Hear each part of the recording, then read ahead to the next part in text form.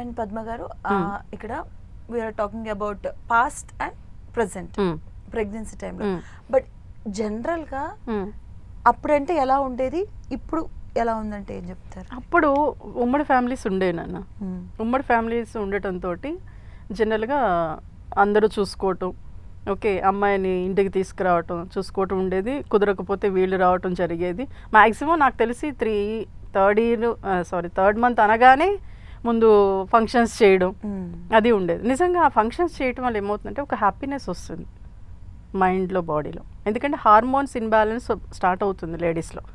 కాబట్టి ఏంటంటే ఆ టైంలో ఎక్కువగా ఎఫెక్షన్ కోరుకుంటారు. అటు హస్బెండ్ నుంచి కానీ, అత్తమామల నుంచి కానీ, అమ్మ నాన్నల నుంచి కానీ ఎక్కువ ఎఫెక్షన్ కోరుకుంటారు. కానీ ఆ టైంలో కొంతమంది ఏం చేస్తూ ఉంటారంటే, జనరల్గా అప్పట్లో అయితే తీసుకొచ్చి ఎక్కడైతే హ్యాపీగా ఉంటుందో అక్కడ ఉంచేవారు. కానీ ఇప్పుడు కుదరదు కదా, ఇప్పుడు జాబ్ చేస్తున్నారు. కానీ నిజంగా జాబ్స్ చేస్తే హెల్దీ బేబీని కనగలుగుతారు.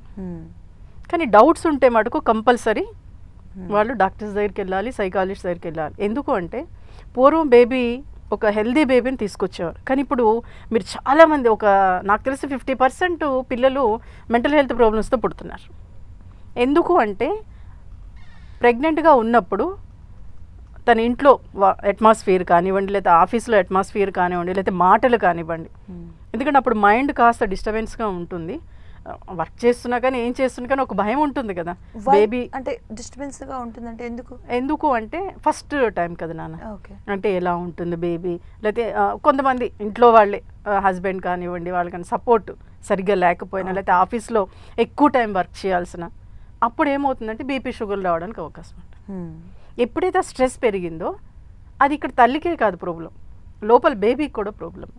అంటే ఆ హార్మోన్స్ అనేది బేబీలోకి కూడా వెళ్ళిపోతాయి. వెళ్ళి పుట్టే బేబీ మెంటల్ హెల్త్ ప్రాబ్లమ్స్తో బయటకు వస్తున్నారు. ఇది నా దగ్గరకు వచ్చిన ఒక కేసు. అంటే వాళ్ళు 10 years తర్వాత ప్రెగ్నెంట్ వచ్చింది. మా డాక్టర్ గారు చెప్పి, లేదు తను బాగా స్ట్రెస్ ఫీల్ అవుతుంది, వెళ్ళి కౌన్సిలింగ్ తీసుకో అంటే, పాపం వాళ్ళ హస్బెండ్ ఆవిడ కూడా వచ్చారు. వస్తే ఆవిడ నాకు అవసరం లేదు, నేను రాను అంది. నేను అన్నాను, బలవంతంగా అయితే నేను చేయను, తను కూల్గా ఉండాలి. ఇప్పుడు 10 years తర్వాత ప్రెగ్నెన్సీ వచ్చిందని చాలా జాగ్రత్తగా కేర్ఫుల్గా ఉండాలి కదా అంటే, లేదు పాపం వాళ్ళ ఆ హస్బెండ్ కూడా పాపం ఎంత అంటే రిక్వెస్ట్ చేశాడు, రాలేదు. 5 years తర్వాత మెంటల్ హెల్త్ ప్రాబ్లమ్స్ బాబుని తీసుకొచ్చింది. ఎందుకు ఇంత కష్టపడి? సో కాబట్టి ప్రెగ్నెంట్గా ఉన్నప్పుడు ఎంత హ్యాపీగా హెల్తీగా ఉంటే పుట్టే బేబీ అంత యాక్టివ్గా ఎనర్జెటిక్గా ఉంటారు. అది నేటి మహిళలు తెలుసుకోవాల్సింది. ఎందుకంటే ప్రెగ్నెంట్గా ఉన్నప్పుడు ఎంత ఇంట్లో పరిస్థితి అబ్జర్వ్ చేసుకోగలగాలి. అలాగే హస్బెండ్ సపోర్ట్, ఎందుకంటే అప్పుడు చాలా చికాగ్గా ఉంటుంది, డల్గా అనిపిస్తుంది. కొంతమంది వామిటింగ్స్ అయిపోతూ ఉంటాయి, కొంతమందికి ఉంటాయి, కొంతమందికి ఉండవు. ఒకటి వాళ్ళు ఏంటంటే చాలా డల్గా అనిపిస్తూ ఉంటారు. అసలు ఒక్కొక్కసారి అయితే మాట్లాడాలనిపించదు, ఓకే, ఎక్కడికి వెళ్ళాలనిపించదు, వర్క్ చేయాలనిపించదు. అలా ఉన్నప్పుడు ఏమవుతుంది, ఇక్కడ ఎవరు సపోర్టు? అమ్మ నాన్న రాలేరు, ఓకే, తిని అక్కడికి వెళ్ళలేదు, వర్క్ చేయాలి కదా.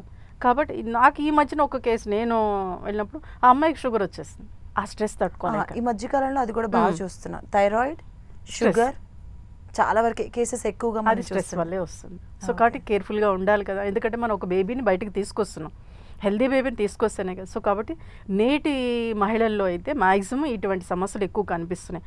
అలాగే బేబీ పుట్టిన తర్వాత అప్పట్లో అందరూ చూసుకునేవారు. కానీ ఇప్పుడు ఎలా ఉంటుందంటే, ఒక కేసు పాపం నాకు తన ఫ్రెండే ఒకరోజు హాస్పిటల్కి వెళ్తే అసలు బేబీని చాలా అందంగా ఉంది బేబీ, నువ్వేంటి పట్టించుకోవట్లేదు, అందరూ తిట్టడమే, నువ్వు పట్టించుకోవేంటి, బాపని దగ్గర తీసుకోవేంటి అంటే అసలు అలాగే డల్గా ఉండేది. ఉన్న వాళ్ళు కూడా ఏంటి, ఇది కామన్ అనుకున్నారు పాపం, పేరెంట్స్ కానీ, అత్తమామలు కానీ, హస్బెండ్ కానీ. అప్పుడు వాళ్ళ ఫ్రెండ్ వెళ్ళినప్పుడు, మేడం తనకి ఇలా ఉందంటే, లేదు నాన్న పోస్ట్ పార్టమ్ డిప్రెషన్లో ఉంది, తను కౌన్సిలింగ్ ఇస్తే సెటిల్ అయిపోతుంది అంటే. ఆ టైంలో హార్మోన్స్ చేంజెస్ వల్ల ఇలా డిప్రెషన్ రావడానికి అవకాశం ఉంటుంది. కాస్త కౌన్సిలింగ్ తీసుకొని హస్బెండ్ సపోర్ట్, ఇక్కడ తల్లిదండ్రులు కాదు, హస్బెండ్ సపోర్ట్ ఎక్కువ ఉండాలి. కూర్చొని ఏం పర్వాలేదు, మాట్లాడాల్సిన అవసరం లేదు, టచ్ చేసేసి ఎలా ఉన్నావు, ఏంటి తిన్నావా అని ఇలా మార్నింగ్ ఇవ్వాలి. ఓకే, అలా ఇచ్చినప్పుడు హెల్తీ బేబీగా తను పెంచగలుగుతుంది. లేదు అంటే అది ఏమవుతుందంటే, బేబీకి తను ఫీడింగ్ ఇస్తుంది కదా, ఫీడింగ్ ఇవ్వటం ప్లస్ టచ్ చేస్తుంది, దానివల్ల పాస్ అయిపోతుంది బేబీకి. అప్పుడు బేబీలో ఇప్పుడు ఈ మధ్యన చూడండి, సడన్గా సూసైడ్స్ చేసుకున్నారు టీన్ పిల్లలు అంటారు.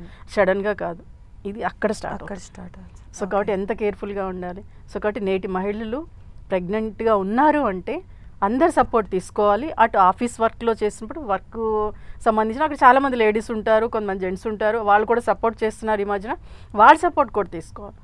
ఎక్కువ స్ట్రెస్ తీసేసుకొని వర్క్ చేసేయాలి అని అనుకోవడం అనేది మంచిది కాదు. ఎందుకంటే మన బేబీని తీసుకొస్తున్నాం కదా, సో ఆ బేబీ హెల్దీగా ఉంటేనే కదా మనం హ్యాపీగా ఉంటాము.